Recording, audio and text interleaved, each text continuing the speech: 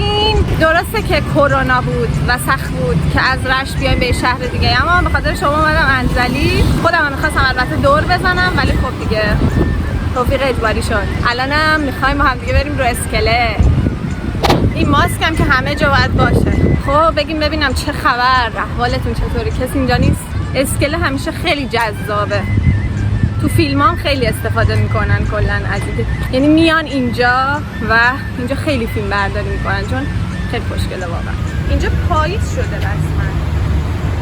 به به، فصل مورد علاقه من داره میاد. اینم نشونش. رسیدیم. واه.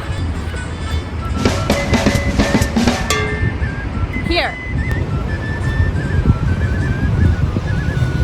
بذاری من عقبکی را برم که هم پشتم رو ببینید چون که از اون ور اومدم، هم خودم رو ببینید. خیلی انزلی خوشگله. هم پشتم ایشالله که نیفتم. سوقاتی چیزی خواستیم بگیم. مجاله بره.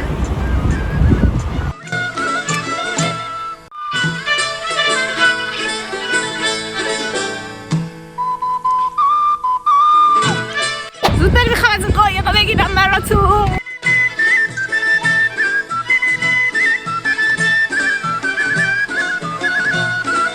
بچه‌ها نظرتون چیه بریم قایق سواری؟ کلا تو هر جا کنار گوشه‌های ایران بخواید برید، جایی که زمینش حاصلخیز باشه، نیزار در میاد. خب بچه‌ها الان من میخوام برم که سوار قایق شم. 20 دقیقه میریم تالاب انزلی. این فرق داره، مقصداش متفاوته. بذارین قیمت‌ها رو بهتون نشون بدم. قیمتاش ایناست که می‌بینید دیگه. ذره طبیعت اطراف داریم. ما الان بالا بودیم. خب بچه‌ها جلیقه رو پوشیدم با ذات بدبختی دیگه. بریم دیگه با هم دیگه. یس. تو کدومشون بعد سوار؟ از این یکی. بسم الله الرحمن الرحیم.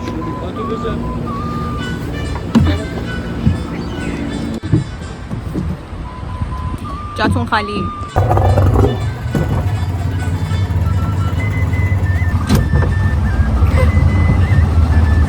بچه‌ها تصویر اون ور رو ببینید.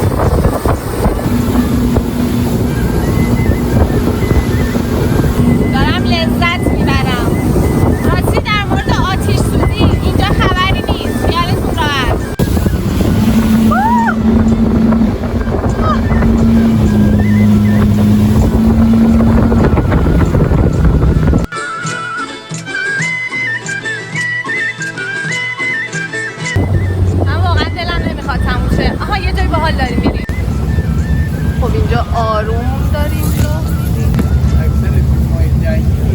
رو. آها اینجا میگیرن. اکثر فیلم های جنگی رو آقا میفرماین که اینجا میگیرن، تو این جایی که میبینید. الانم جنگه، منم دارم فیلم میگیرم واسه همین فیلم جنگی در نظر بگیریم.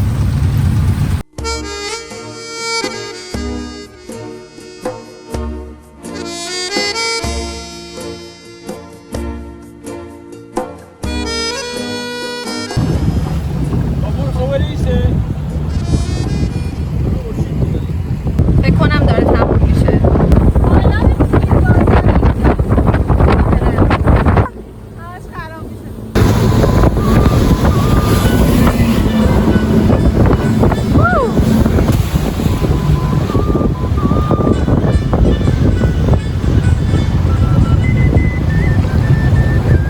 آهسته برانید. اینجا باید آهسته برید. موهام خیلی شد. اینجا اسمش چیه؟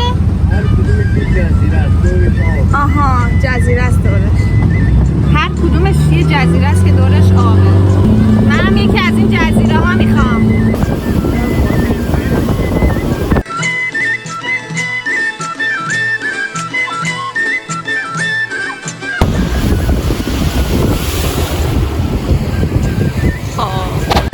خب رسیدیم، خیلی خوش گذشت. بازم دستتون درد نکنه، خیلی ممنون، واقعا قشنگ بود. خب بچه‌ها حیف تموم شد به همین زودی.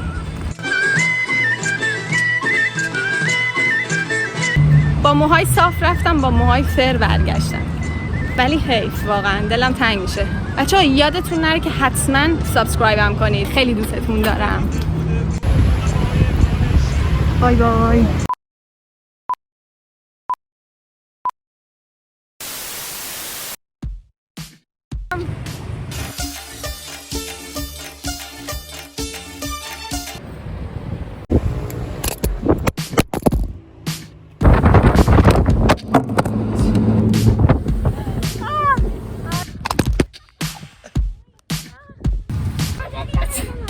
چیز باشید اینجا هواش تقریبا از رشت خنک‌تره.